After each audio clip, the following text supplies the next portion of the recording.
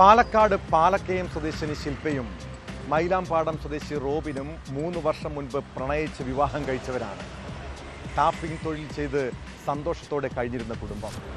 അതിനിടെ ഇവർക്ക് 2 കുട്ടികളും ജനിച്ചു.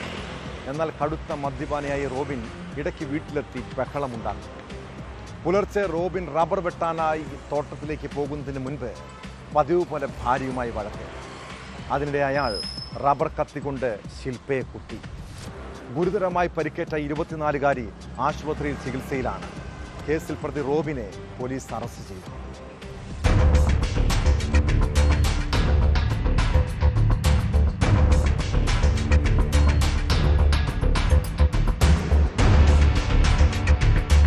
പുലർച്ചെ പാലക്കാട് തച്ചമ്പാറയിലാണ് സംഭവം. ഇരുവരും സംസാരിക്കുന്നതിനിടെ തർക്കത്തിലാവുകയും റോബിൻ ഭാര്യ ശില്പയെ ടാപ്പിംഗ് കത്തികൊണ്ട് കുത്തുകയുമായിരുന്നു. 24-കാരിയായ ശില്പയ്ക്ക് ഗുരുതരമായി പരിക്കേറ്റു.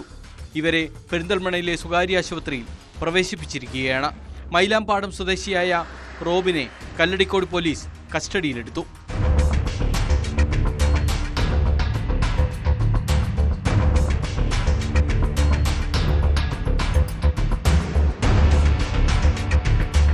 മൂന്നര വർഷം മുമ്പാണ് ശില്പയും റോബിനും പ്രണയിച്ച് വിവാഹം കഴിച്ചത്. ഇവർക്ക് 2 കുട്ടികളുണ്ട്.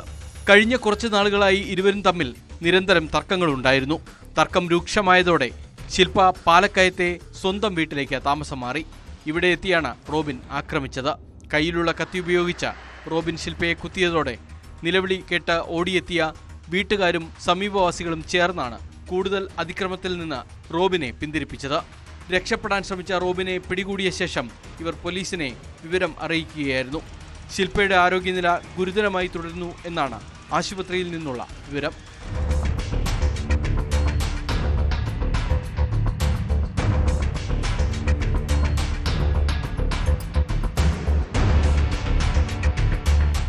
ന്യൂസ് 18 പട്ടാമ്പി.